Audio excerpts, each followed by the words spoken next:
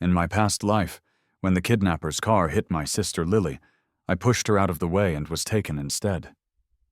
15 years later, my biological parents found me, but I never felt any real connection to them.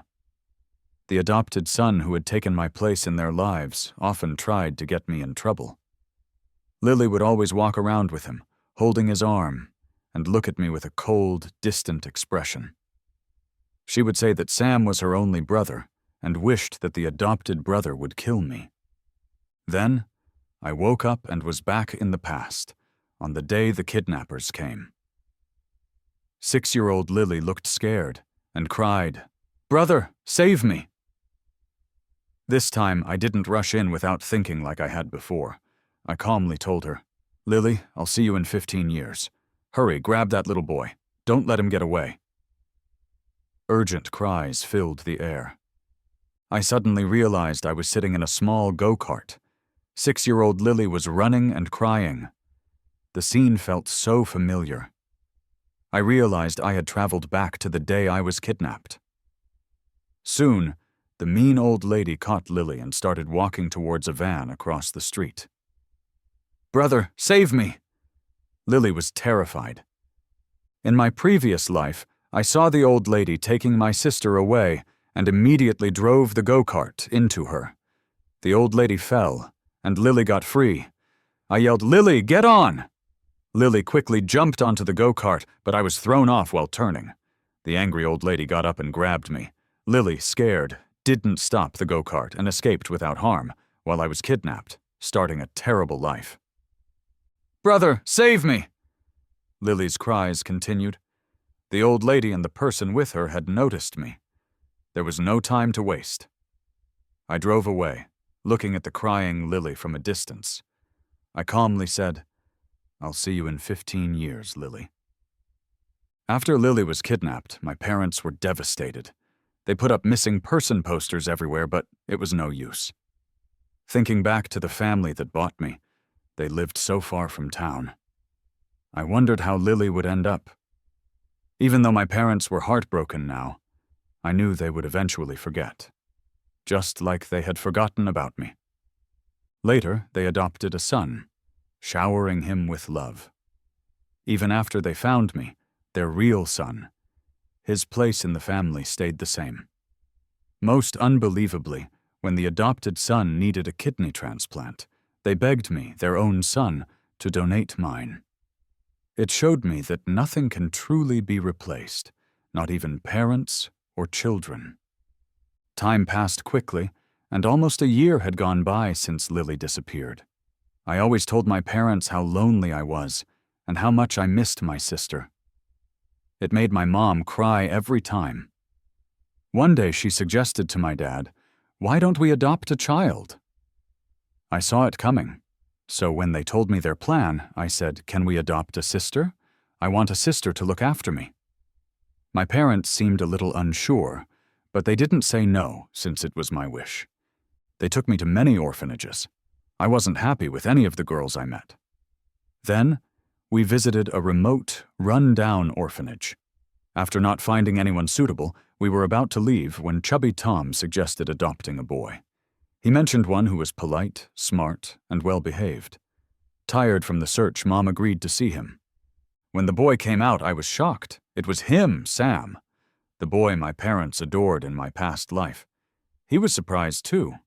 His polite smile turned into a look of shock, and he blurted out, "What's going on?" We stared at each other. Mom asked Tom, "Is this the boy you mentioned?" Tom looked a bit embarrassed. Sam might just be excited to meet you." Sam quickly calmed himself down, becoming polite and careful. "Hello, sir, ma'am. I'm sorry, I didn't mean to be rude." Mom nodded, curious, and asked him some questions.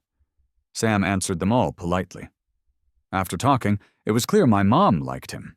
My dad seemed pleased too, but I had the final say as Alex. "Alex, can we bring this boy home?" Mom asked gently. "No," I said firmly. Sam's face turned pale. He looked at me, shocked and worried, wanting to say something but holding back. Mom was surprised by my firmness. She tried to convince me that having a brother wasn't bad. You could build models and play games together. No, I said again. Seeing my determination, Mom gave in. Sorry, Tom. We can't adopt this boy. It's okay, Sarah, Tom nodded, understanding. Just then, Sam suddenly broke down and yelled out, Why is this happening? Mom, it's me, Sam. Dad, don't you recognize me?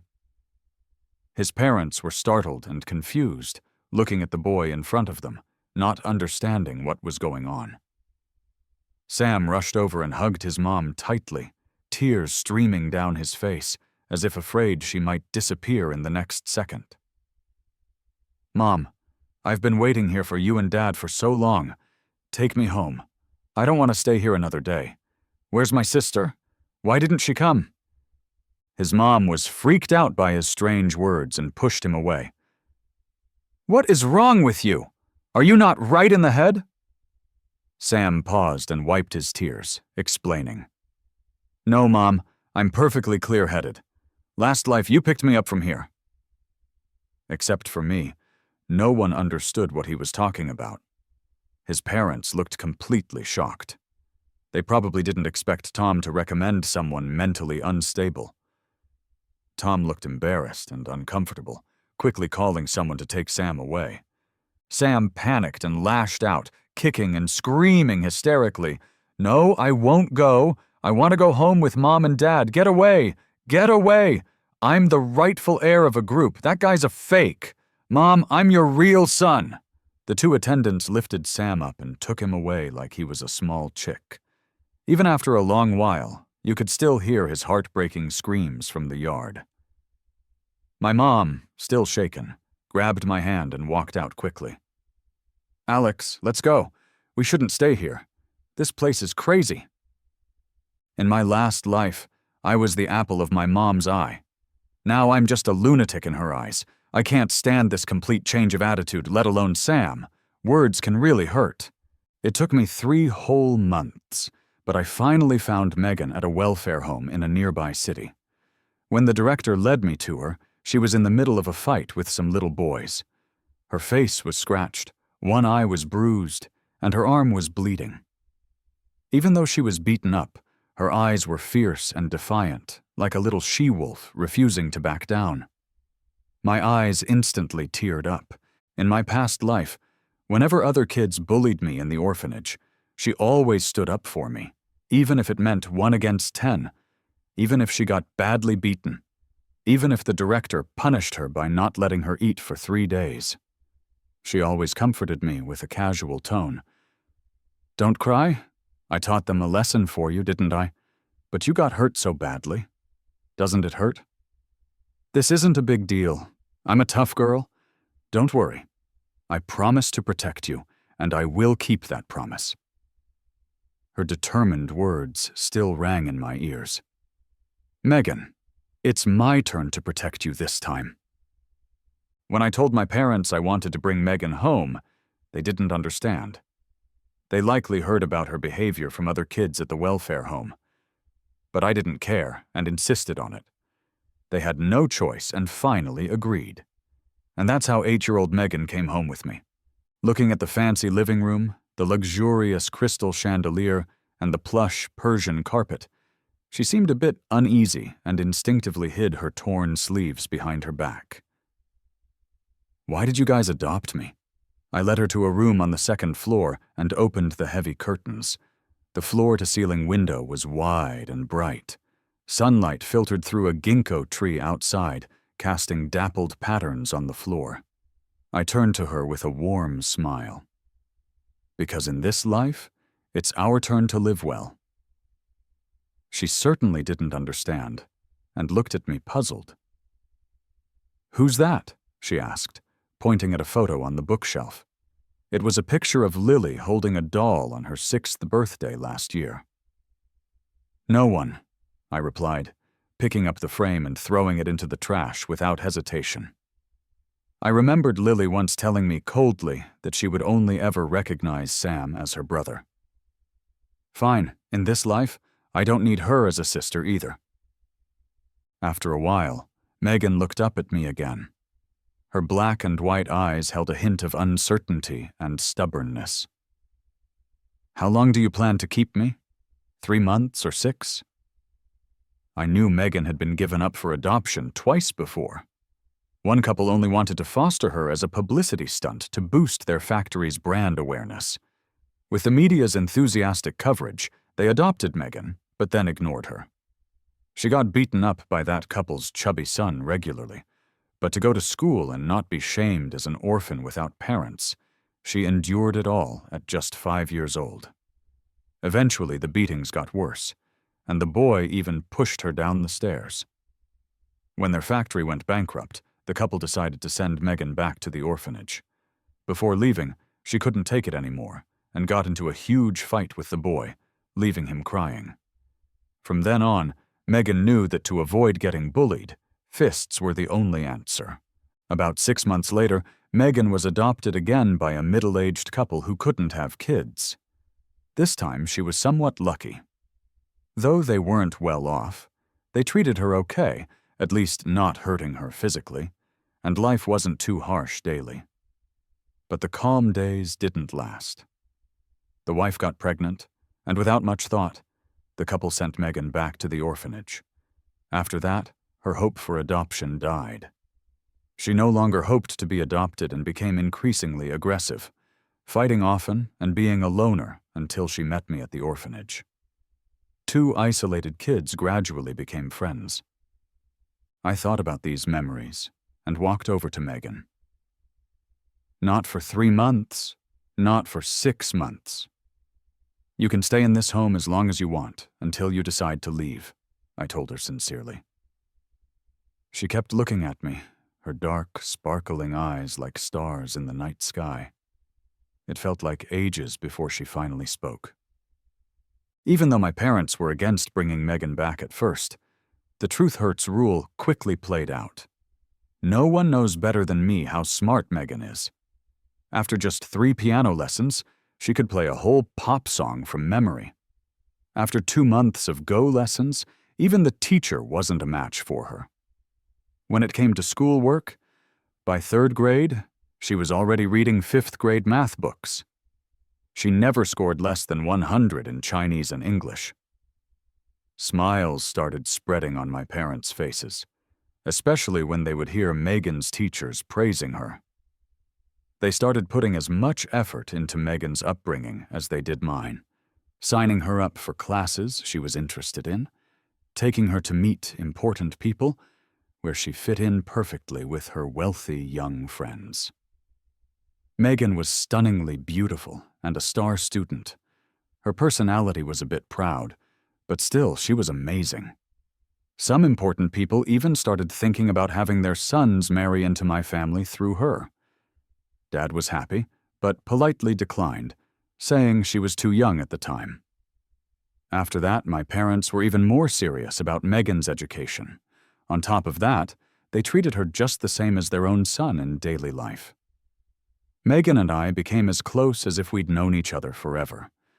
One day after school, a shadow suddenly darted onto the road, scaring the driver, Ben, into swerving hard. Megan, quick on her feet, leaped over to shield me.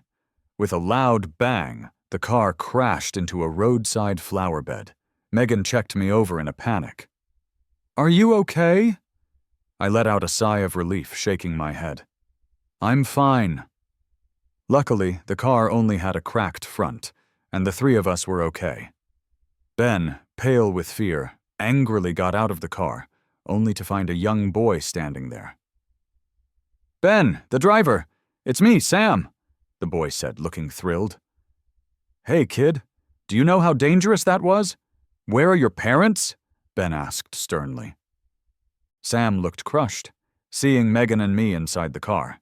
He asked me, "Alex, how are you 2 together?" Megan turned her head curiously, asking me, "Who's that? Do you know him?" I shrugged it off. "No idea." Sam's face went pale as he shook his head frantically. "No way! How could this happen? Where's Lily? Where did Lily go?" Ben turned to me too.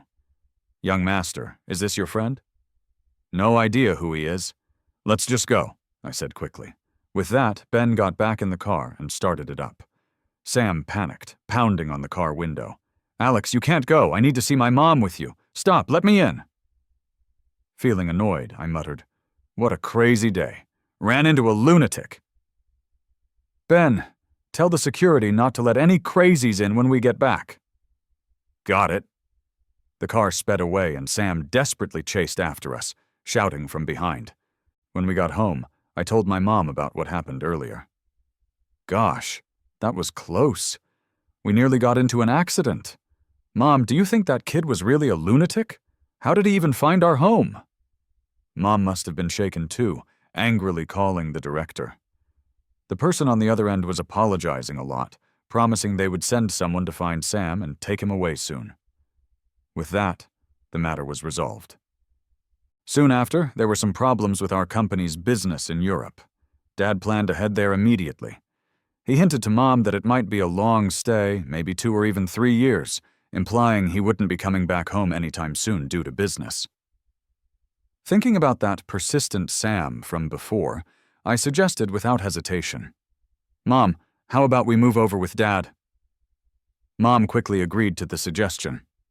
Just 2 weeks later, our family flew to France together.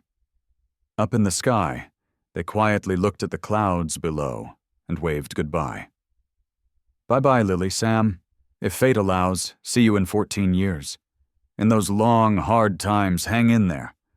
Don't go getting into trouble or doing anything drastic. Grit your teeth. Live like ants in poverty with no dignity, because you know, that's how I made it through last time around. Believe me, someday we'll meet again." Once out of the terminal, the first thing I noticed was Tom holding a sign with my name. After all these years, he hadn't changed a bit. I waved enthusiastically at him, but he didn't even look my way. I had to walk right up to him, grab the sign from him, and say with a smile, "Hey, what were you dreaming about? I've been calling you." "You're Alex?"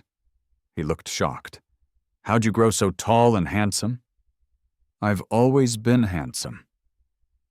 Tom nodded excitedly. His eyes even looked a bit watery. Yes, of course you have." Then he looked behind me. "You came back alone?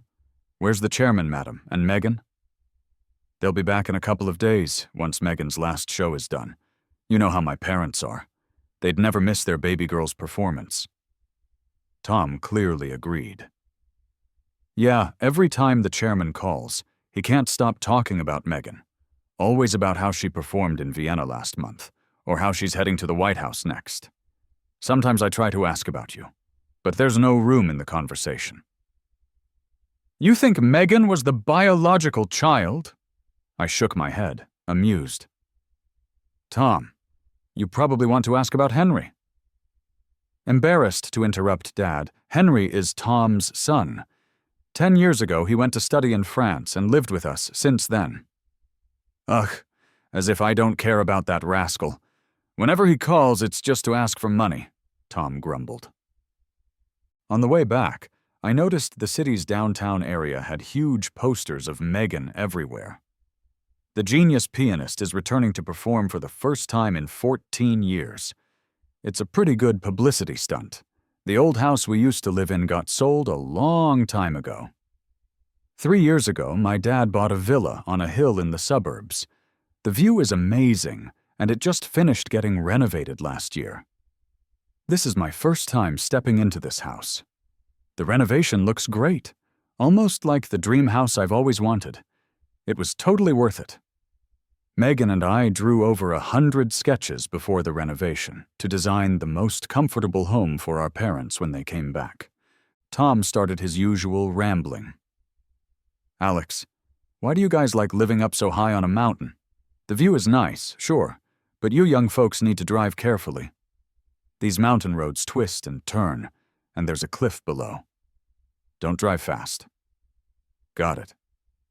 While soaking in the bath, I heard the phone ringing outside. I was so exhausted from the flight that I didn't want to move, but the person on the other end was persistent, ringing for almost 10 minutes. I had to get up and answer. "What are you doing?" A gentle and soothing voice spoke in my ear. I wrapped myself in a bathrobe and leaned lazily on the sofa. Megan, I'm taking a bath. What's so urgent that you have to tell me now? There was a brief silence. I booked a flight for the day after tomorrow. Megan's voice sounded a bit tired, probably from all the practice recently. All right. I'll make sure to welcome you home, Megan.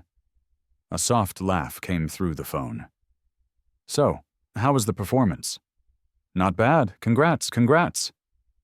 Okay, it's 11:30. Go to bed. You shouldn't stay up late. A light sigh drifted over my ear. I know. Good night. Good night, love ya. There was a moment of silence before the other side continued. What did you just say, good night? The next part, love ya. Another moment of silence, like even breathing was paused. I chuckled. What? Can't I say it? I heard your fans saying it at the airport last time. 3 seconds later, the dial tone buzzed in the phone. 2 days later, Tom picked up my parents from the airport, but Megan was nowhere to be seen. I heard she was picked up by the event organizers and might return in the evening. Oh well, I had specially asked the housekeeper to make a seafood feast, but it looks like she'll miss out. Just as we were about to eat, Mark the butler rushed over to say someone outside was asking for us. For who? I asked casually. They said they're looking for the chairman and his wife. My parents exchanged puzzled glances. Looking for us? Who? Mark wore a conflicted expression, but finally spilled the beans. She says she's the chairman's daughter. After 16 years, I saw Lily again. Her clothes weren't great, but not too shabby either. At least they were clean. She was very dark and thin. Her rough skin and sallow complexion topped with simple hair, her hands covered in calluses, a bit like a lady cooking at a construction site. She trembled all over, her eyes fixed on my parents, lips quivering. Dad, Mom, is it really you? Sam came over, eyes red and looking excited. It can't be wrong. They're your real parents. My mom walked over in a daze, unblinking, and said slowly, Are you Lily? Lily's tears finally fell as she broke down crying. Mom, I'm Lily. I kept reminding myself not to forget my real name so you'd recognize me in the future. Mom, I finally found you. My mom cried her heart out too, and even my usually strong dad couldn't hold back his tears. He stumbled toward Lily and held her face. You really are Lily, my daughter. Dad and daughter embraced and cried. The room echoed with mournful cries. I wondered if I should try to cry too and create a tearful sibling reunion, but try as I might, not a single tear came out. Instead, I felt a strange sense of satisfaction. I remembered the day I was brought back in my previous life. Lily wore a luxury Chanel dress with an arrogant look, just like those high society ladies on TV. She stood at the top of the stairs, looking down on me with a cold, distant expression that screamed, Stay away! Dad, Mom, is he really Alex? You must be mistaken. Even after my dad confirmed it, annoyance lingered in Lily's eyes. Sam, wearing a simple blue shirt and dark pants, walked over, displeased. Sis, is she really your brother? Looking at Sam's pouting face, Lily couldn't help but smile as she messed with his hair. Like a puppy. Silly, you'll always be my only brother. I clenched my hands, nervously watching the two of them joking around. Even though I was standing in the living room, I felt like I was sinking into the ground, thinking of the haughty and proud Lily from back then, and the plain-looking, sun-darkened lady in front of me now. She even looked 10 centimeters shorter than last time. I guess life's been hard without proper nutrition. Are you Alex? She finally noticed me after the cries ended. I smiled politely. I am? She walked over and studied me from head to toe, her gaze making me uncomfortable. Long time no see.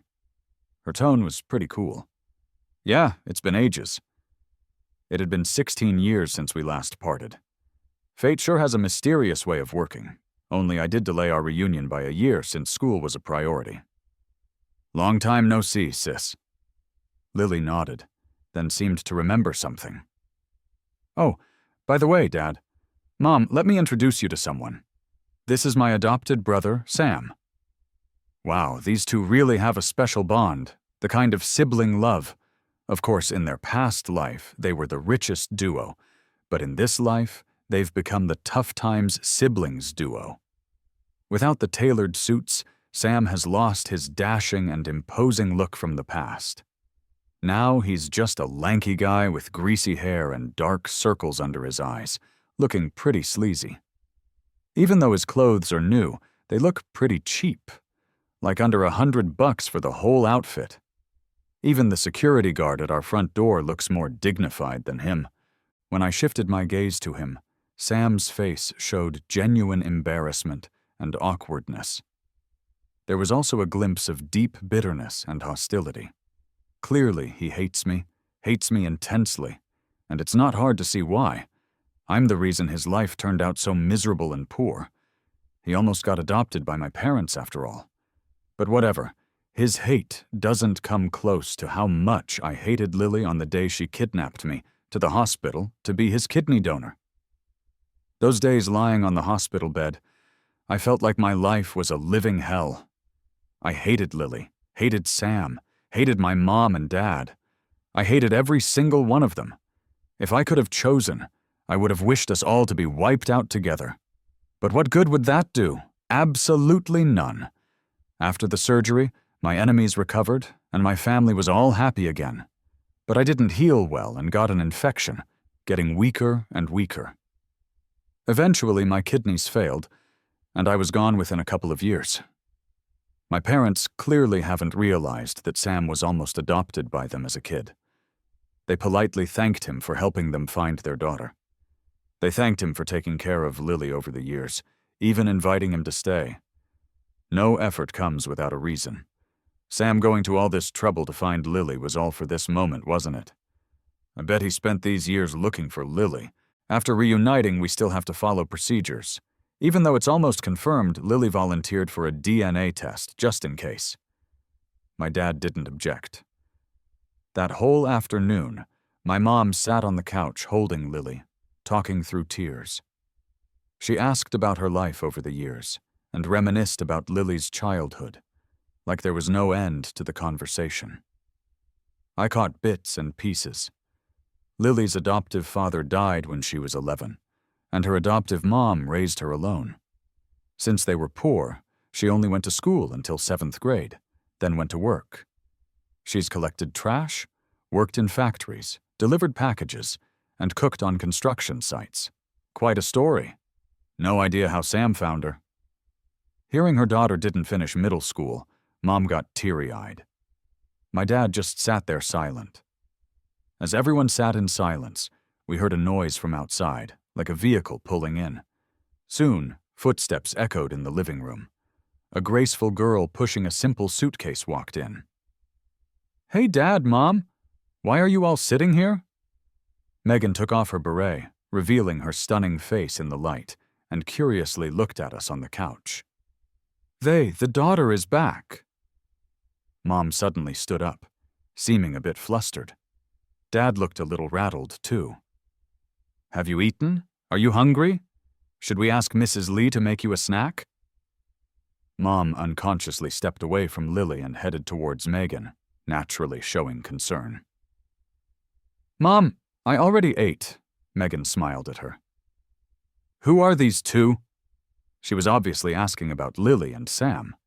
Mom looked nervous, unsure how to answer, and glanced at Dad.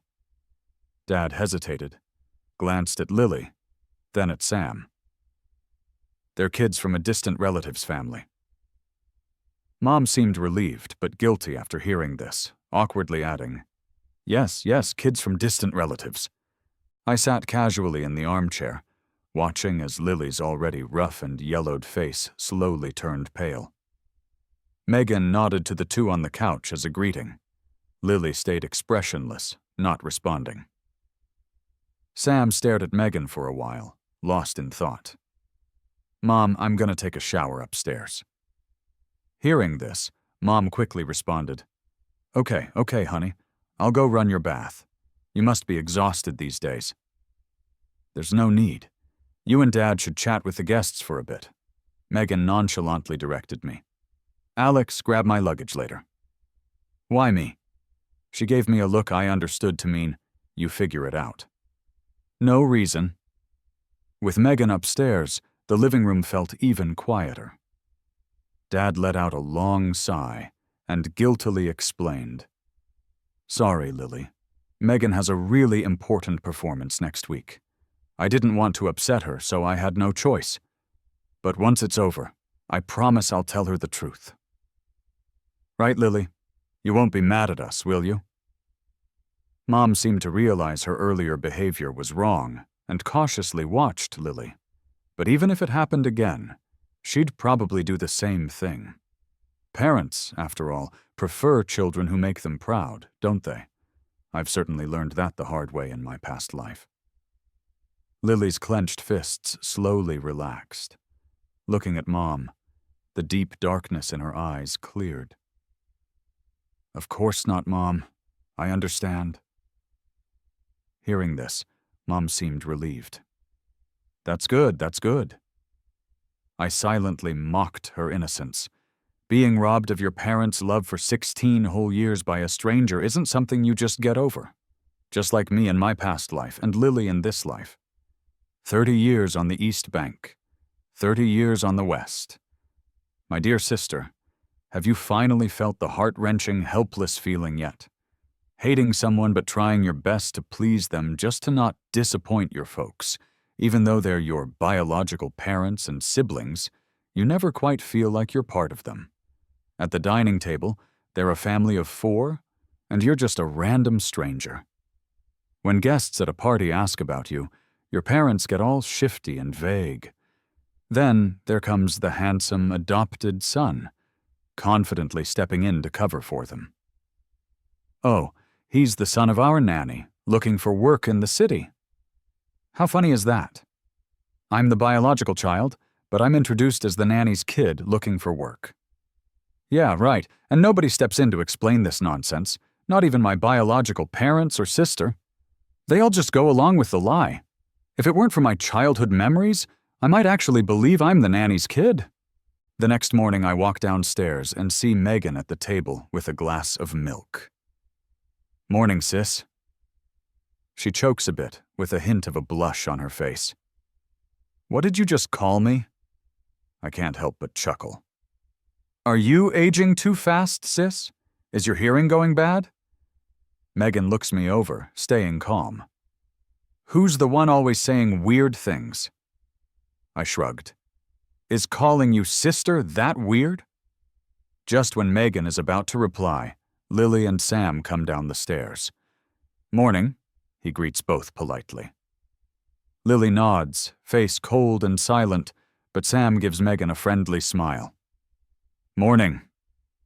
Megan, always perceptive, quickly notices the obvious hostility directed at her from the table. She feels a bit puzzled. I clear my throat and throw in a line of French. Let me tell you something. Don't be too surprised. The 3 of them all turn to me. Lily and Sam don't know French. At least they didn't in the past life. Judging by their looks this time, they probably still don't. Then I said casually, she's my long-lost sister, reunited with Mom and Dad yesterday afternoon. Megan looked surprised and instinctively replied in French. Why didn't you tell me the truth last night? You have a performance coming up. They didn't want it to distract you from practicing, she muses. That makes sense. What are you two talking about? Sam suddenly rudely cuts in. We were talking about how great this bread tastes, so why can't you say that in Chinese? Did this guy forget last time when he and Lily took advantage of my poor English to mock my table manners? If I hadn't secretly recorded it on my phone and used a translation app, I probably would never know how much animosity this adopted son has towards me. Such a double standard. I can speak Chinese or French whenever I want. What's it got to do with you? Sam's face turns from red to pale. He must be subconsciously slipping back into his original role from before, eating at the same table and behaving like this. Don't you think it's rude? Lily's expression is icy. Another case of double standards. What a joke. So having a grumpy face is polite, huh? This is my house, and I can have any expression I want. Lily straightens up, her gaze sharp. Overnight, her attitude and presence have totally shifted from yesterday. Looks like we're going to have some sibling rivalry. Before, I was cautious, and never dared to go head-to-head with her until she dragged me to the hospital to forcibly remove my kidney for Sam. Then we broke all ties. But what did it matter? She didn't even blink when ordering the doctor to make the cut. Good. This time let's settle our scores. This is my house too, and I can say whatever I want. Just too bad you can understand. If it wasn't for you ditching me and running off to save your own skin, would I have ended up here? Lily suddenly slaps the table, glaring at me fiercely. She finally says what's on her mind. You know how miserable I've been all these years? Where were you when the traffickers beat me half to death? Where were you when I fed pigs and chickens in the countryside? When I quit school at 12 to scavenge through trash in the streets? Where were you when I slept in a bridge hole? Where were you when a nail went through my foot at a construction site? Where were you? Lily ends up yelling her emotions all over the place, spitting as she shouts. Breakfast is officially over. Even the table itself is now unusable, covered in spit. I wiped the spit off my wrist with a napkin, unimpressed. Lily's further agitated by my gesture. She glares at me with bloodshot eyes. I just give a cold smile, like I'm the only one who's been beaten by traffickers, who hasn't fed pigs, hasn't scavenged through trash, or slept in a bridge hole. I was bounced around till I ended up in an orphanage, but my days there were even darker, beaten with whips by the staff. Did I ever complain? What's going on? What are you all arguing about? Father and Mother walk in from outside, puzzled glances aimed at us. Nothing. Megan reacts first. We're just chatting. Mother gives a nervous look to the other side. Lily, you didn't say anything you shouldn't have, right? In the heat of the moment, Lily looks tense. Mom, who exactly is your real daughter, huh? Can't I even speak the truth? Mother, lost for words, just stands there. After 3 seconds, she hurriedly explains to Megan, Megan, I'm sorry. I didn't intentionally keep things from you yesterday. Please don't be mad at Mom. In my heart, you'll always be the daughter I love the most. Even though I knew my mom always doted on Megan, hearing her say that right in front of her own daughter was surprisingly satisfying. Lily looked at her mom completely shocked, her expression slowly changing from disbelief to disappointment, then despair, and finally, utter silence. Meanwhile, Megan felt super awkward. Mom, I'm fine, she said. She didn't even know what else to say. Inside, she was probably thinking, go check on your real daughter. Megan quickly made an excuse to practice piano and left the scene in a hurry. After she left, Lily calmly spoke up. Mom, Dad, when are you planning to make her leave?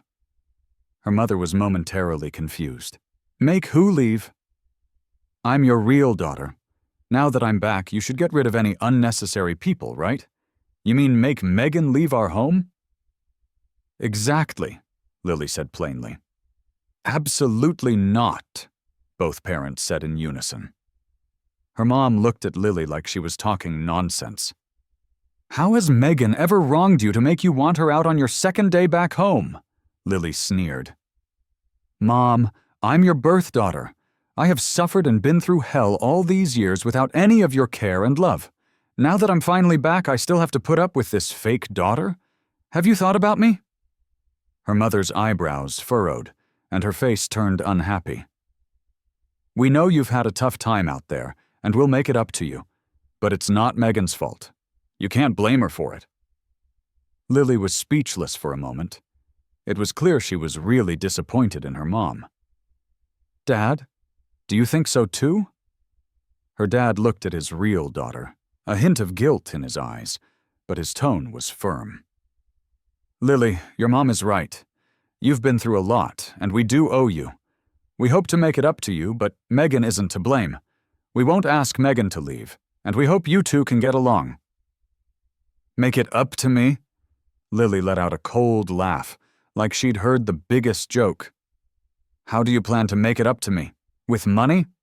Don't forget that the money was always mine. The entire group is mine because I'm your real daughter. How many times do I have to say that? If you want to make it up to me, unless you can turn back time, go back 16 years, can you? Can you?" Lily's hysterical screams echoed in the living room. In her fury, she flipped the dining table, sending cups and plates crashing to the floor. She did what I always wanted to do in my past life. She said what I wanted to. Yeah, parents always talk about making up for things. But can they really make up for lost time? It's the carefree childhood and precious youth that we missed out on. But in my past life, when my parents asked me to get along with Sam, Lily was right there making snide comments. "You'll never take Sam's place. He'll always be my only brother. If it weren't for our blood relationship, I'd have been kicked out long ago." In the end, she forced me to give Sam a kidney. I asked her why she'd do this to me. After all, I was his real younger brother. "Because you're just unlucky. You have no luck to live with us," she replied. "It's easy to talk big unless you're in someone else's shoes." "Lily, it's your own bad luck. You don't have the blessing to stay in this family." After that day, a clear rift grew between Lily and her parents. Both sides seemed to avoid each other, clearly not willing to compromise. One side insisted on kicking Megan out. The other side was absolutely against it. From my view, Lily was way too confident. So what if she's the real daughter? Megan brought endless glory to her parents, making them look like star parents, admired and respected by many. How could they give up on their well-nurtured, famous pianist foster daughter for a middle school dropout who collected garbage in the past? They're not stupid. 2 days later, Dad approached Lily in the living room, suggesting they hire some tutors to help her catch up before sending her to study abroad. Lily couldn't believe her ears. "You're trying to kick me out!" "Of course not." Dad couldn't understand why she was twisting his words. "Lily, before you didn't have the chance to study. It's different now. You're young, and you should learn more. See more of the world to broaden your perspective." "Why should I change my perspective? I don't need to study abroad. In a couple of days I can start working at the company with you. You just need to teach me how to run and manage a group." Her father's silence showed he was shocked by her words. I kindly reminded her from the side. "Sis, Dad's health isn't great these past 2 years, so I'm mainly in charge of the group's decisions now." Lily's face instantly changed, and she shot up from her seat. "Why? Why? What? Alex, how much are you planning to take from me?" I couldn't help but chuckle. "When did a group become yours?" "I'm the eldest daughter, so it's originally mine," Lily argued loudly like a firecracker. "So what if you're the eldest? A group belongs to Dad, and it's not your turn yet to say it's yours." "I said it's mine, so it is. You guys owe it to me, you must compensate me," she snapped delusionally. Enough was enough, and Dad finally lost his temper. "How do you expect to manage the company? Are you daydreaming? If you want to join a group, at least graduate from Stanford Business School like your brother did. Do you have that capability? Middle school dropout? By the time you get into Stanford, that opportunity will be gone." When Mom and Sam heard the commotion, they rushed over.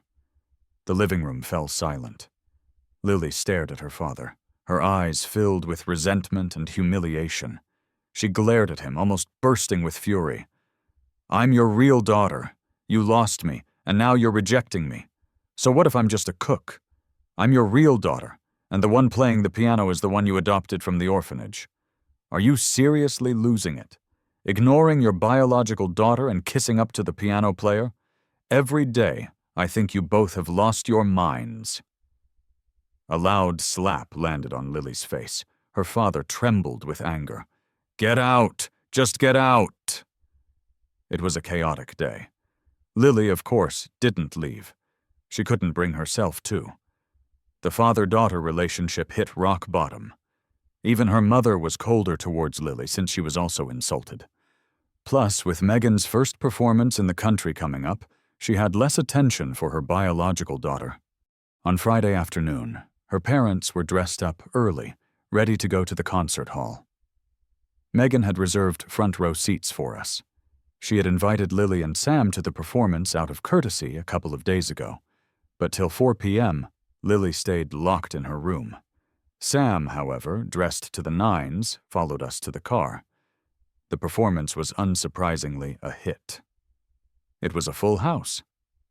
After thunderous applause, we went backstage to see Megan, who was swarmed by reporters. Once they found out who we were, they started snapping pictures and bombarding us with questions. Luckily, my parents were pros at handling such situations, posing calmly for the cameras first. Sam was a bit awkward, but he quickly adapted. After all, in his past life as the heir to Group A, he was used to cameras. Most reporters knew my parents, some even knew me, but no one recognized Sam. Some were quick to guess his relationship with Megan, suddenly probing if he was her boyfriend. Sam just smiled and dodged the questions skillfully. A well-known TV station wanted my parents for an interview show. They wanted to explore how a genius pianist is nurtured from the parents' perspective, so they weren't there at the moment. No one was to slap Sam. I just quietly watched him from the sidelines. The next day, Megan's relationship status buzzed on social media. Sam's not-so-striking face was on screen. Fans couldn't believe it, but couldn't explain why he was backstage with Megan's family. Megan's Facebook was flooded. "Woo-woo, does the goddess have bad taste? She should date me." I stayed up all night wondering where I went wrong. Sam became noticeably more attentive to Megan after that day. He joined her for breakfast every morning and quietly took milk from the nanny to her room at night. They discussed piano and violin together. In his past life, Sam played the violin. He wasn't exceptionally talented and didn't practice much, but he was good enough to impress. Megan had also played a bit as a kid, so Sam would often humbly ask for her guidance with the violin. While he remained unembarrassed, I felt second-hand embarrassment for him. That night, Sam came upstairs with milk. Without a word, I drank it all. His face was grim. "It wasn't for you." "I know. I did it to warn you. Don't waste your time. Megan's out of your league." He chuckled at my comment, direct and taunting. "And how do you know she's out of my league? She's just a woman." Where does he get this confidence from? Since he didn't believe it, we decided to test it out. While he watched, I knocked on Megan's door, leaving it ajar on purpose. She had just showered, wearing a robe, her damp curly hair dripping. She asked me what's up. I suddenly didn't know what to say, standing there dumbfounded for a moment. "Want me to dry your hair for you?" She gave me a weird look. "You came here just to dry my hair. Fine, forget it." I shrugged. "Wait," she stopped me, her eyes moving slightly. "The hairdryer is in the bathroom." "Bathroom, forget it. I'll dry it for you first. Sit down." I patted the sofa. Megan glanced at me oddly, a certain emotion on her face, but she sat obediently. To clear my mind, I randomly rubbed her head with the towel. "Alex, are you doing this on purpose?" Megan smacked my hands angrily. I grasped her soft wrist. Our eyes met. "How did I upset you?" Her hands caught in mine. Her eyes turned fierce like a little wolf, showing signs of getting annoyed. I hadn't seen this side of Megan for a while. In our past life, it was frequent. Remembering her fighting with those rowdy kids at the orphanage, or how passionate she looked while playing the piano. It was hard to believe they were the same person. "You didn't upset me, but I'm gonna upset you," I said, and immediately kissed her. Megan seemed taken aback, but after a brief pause, she responded. The two of us kissed passionately on the sofa. As we paused to catch our breaths, she looked at me seriously. "Are you sure you want to do this?" I seemed to be addicted to her lips, nodding quickly. "Yes, I'm sure," Megan chuckled lightly, playfully. "I was just gonna ask why your mouth tastes like milk." I heard footsteps outside the door, slowly fading away. After I made it clear to Sam that Megan was with me, he backed off a bit. I thought he had given up, but he was just waiting to play his trump card. Later that weekend, I had to fly to Germany for business. My parents were scheduled to tape a follow-up interview show on those days. At home, it was only Megan, Lily, and Sam. I took a 2 p.m. flight home, arriving at around 1 a.m. Walking past the 3rd floor, I noticed Megan's bedroom door was open. As soon as I stepped inside, someone flipped on the light. Sam was lying shirtless on the bed, giving me a mocking grin. Megan was quietly asleep next to him. "You're back. We've been waiting for you." Hearing him say, "we," I noticed Lily on the couch. Fury surged through my head, and I barely stopped myself from kicking Sam. "What did you do?" Lily looked at me nonchalantly and tossed an iPad onto the coffee table. I picked it up and opened the gallery. It was full of different photos of Sam and Megan on the bed, in the car, and in the bathroom. The angles were sneakily shot, making it look like Megan was either asleep or enjoying herself. I dropped the iPad and walked to the bed, softly calling Megan. No response. I couldn't believe Lily and Sam had stooped so low. "What do you want?" "Megan's career plus half of a group's rights. $2 billion doesn't seem like too much," Sam said casually. I turned to Lily. "Is it about money for you two?" She looked me in the eye. "What else?" "I can't decide on this without calling Dad first." I quickly explained the situation over the phone. My parents were staying at a 5-star hotel about 40 minutes away, near the TV station. They arrived quickly. Mom rushed to the bed to call Megan, who still didn't move. When Mom saw Sam in nothing but a bathrobe, she almost passed out from anger. Before anyone could react, she slapped Sam twice. "What did you do to Megan? How did you get these photos?" Sam looked at her in disbelief, stunned by what just happened. "Mom, did you hit me?" "You good for nothing. Who gave you the nerve to mess with my daughter?" Sam's face fell. "Did you just insult me?" "No manners? I did. You're not even worthy to lick my daughter's shoes." "Your daughter? Your daughter? She's not your daughter. Lily and I are your real kids, you fool," Sam shouted. "Are you nuts?" Mom shot back at him, exasperated. "Yeah, I've lost my mind. If you don't cough up $2 billion in 3 days, every video and photo will go public." Mom tried to slap Lily, but was pushed back. I walked over and stopped her. "Mom, Dad, you go. I'll deal with them." Dad gave me a long look, then dragged my furious mom out. I opened the iPad, scrolling through the photos calmly. "Not even $20, let alone $2 billion, I said. Sam sneered. "Alex, I want to see how far your stubbornness goes." "Sam, in our past life, you might have had a chance with Megan, but now, don't you have any self-awareness?" Sam's eyes widened, as if he'd seen a ghost staring at me. He stammered, "Alex, you were reborn too, right?"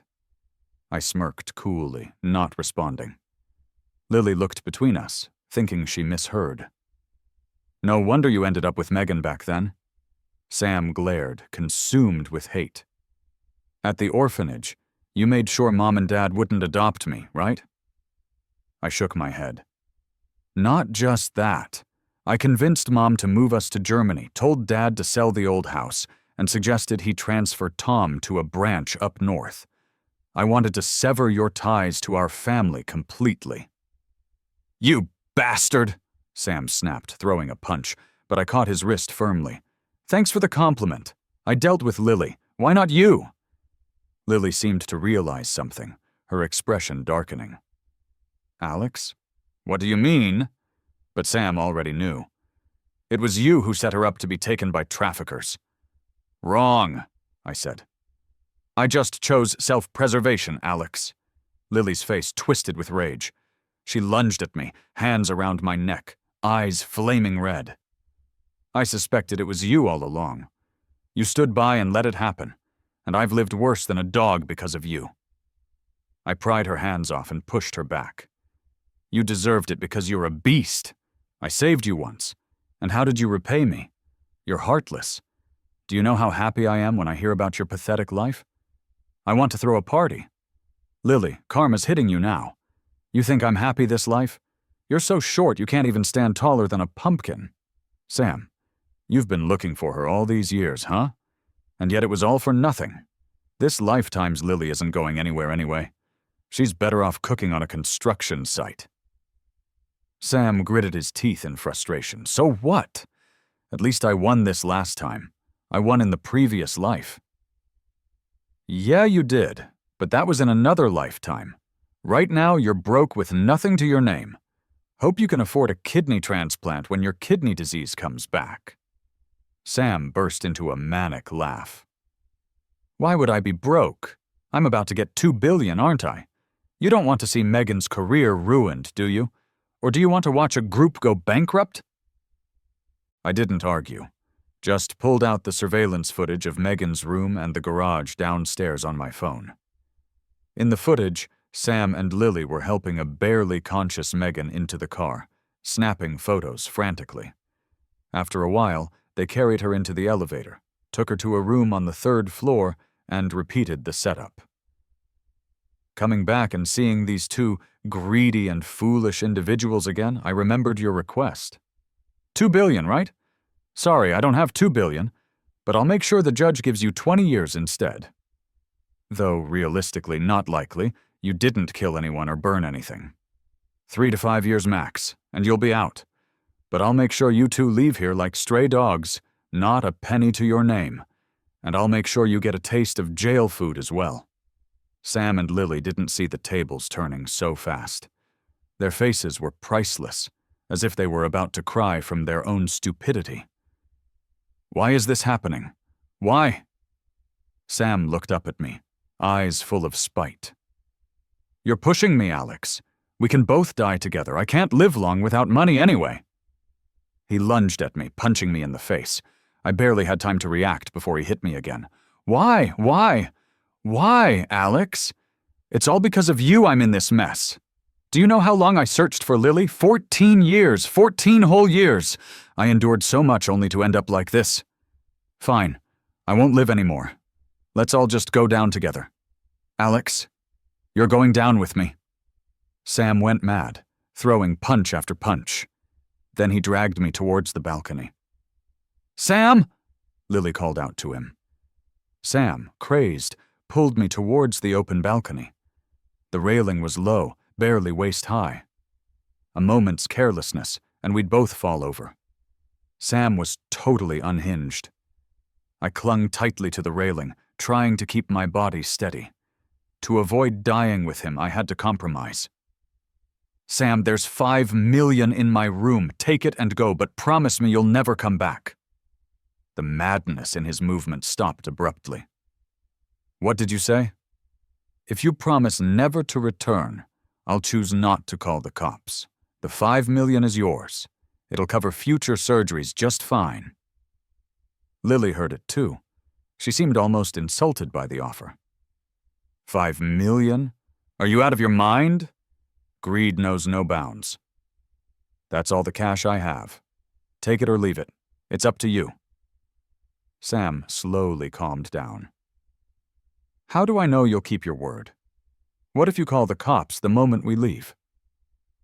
I can give you the money in front of my parents as long as you never return. I won't release the surveillance footage. As for calling the police, Lily is still my parents' child. They're disappointed in her, but wouldn't go that far. Perhaps seeing the logic, Sam released me. All right, as you say. Sam and Lily dragged 2 hefty bags of cash down to the parking garage. Like I said, my parents were too weary to say goodbye to her. Sam opted for his favorite car, a Lamborghini. These cars were ordered abroad by Megan and me, shipped back not long ago. After so many years, Sam was elated to sit in his favorite car again. Just as Lily was about to load the bags into the car, Sam changed his mind. Wait, let's take this Porsche instead. With a smug grin, he looked at me. I had to hand over a different set of keys. As the car roared to life, Sam smiled knowingly. Alex will take your $5 million, but who knows how long that will last, right? Fainting shock, I stared at him. A storm of frustration, anger, and regret welled up in my eyes, but all I could do was glare helplessly. With a triumphant grin, Sam sped away. I composed myself and took the elevator back to the 3rd floor. Overlooking the winding hillside road, Tom's words echoed in my ear. Funny, Master Alex. Why do you prefer living high up in the mountains? Yeah, the view's great, but you young folks ought to be careful driving. No joke here, the road's right next to a sheer cliff. Tom wasn't wrong. I don't like living high up here at all. Too many mosquitoes. Too humid. But above all, that winding road really is terrifying. The drop beside it even more so. I've often thought, what if the car suddenly lost control on that road? It would be curtains for sure.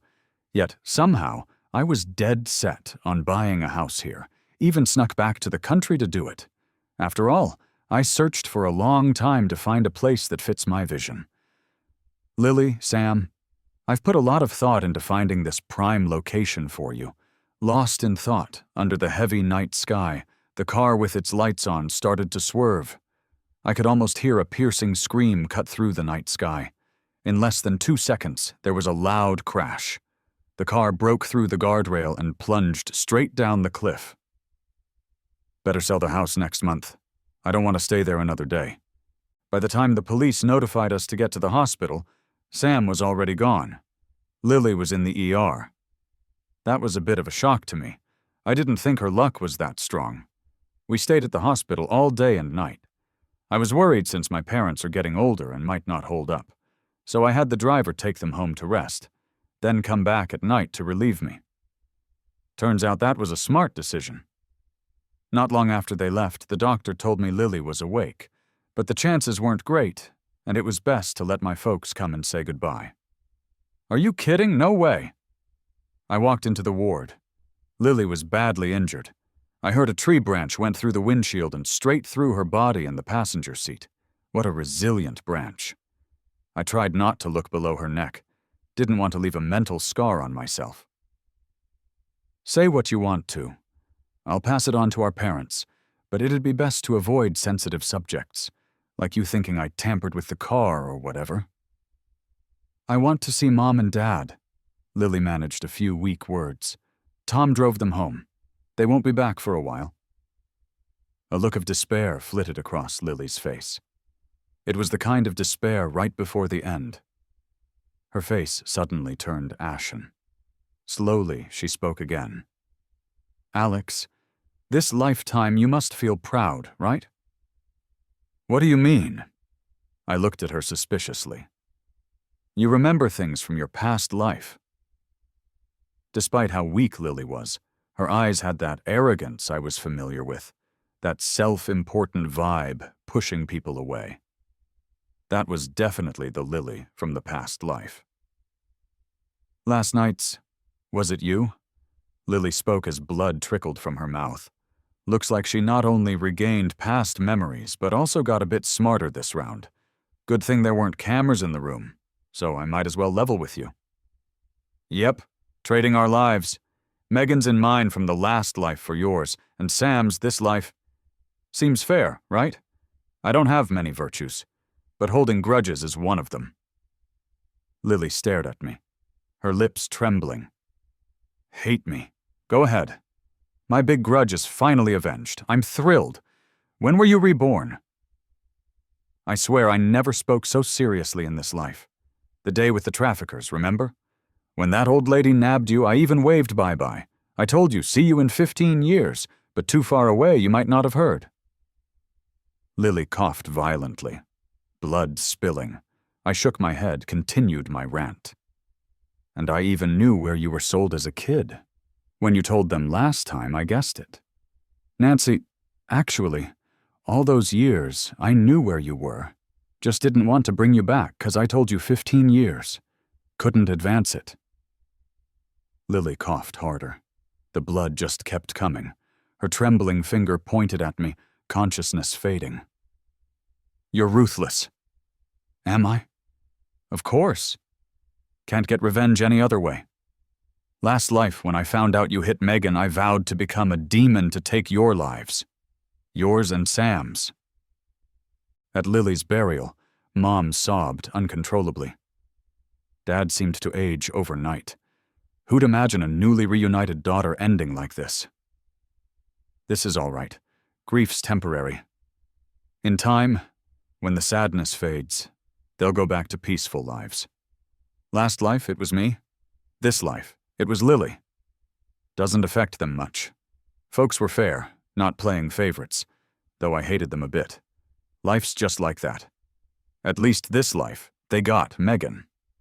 The one I love gets to grow up safe and sound, no turmoil like that last life, and became the brightest star around. For that, I'm willing to make peace. Megan spent a few days in the hospital thanks to hallucinogens and sedatives from Sam and Lily. Sunday, the driver brought her home.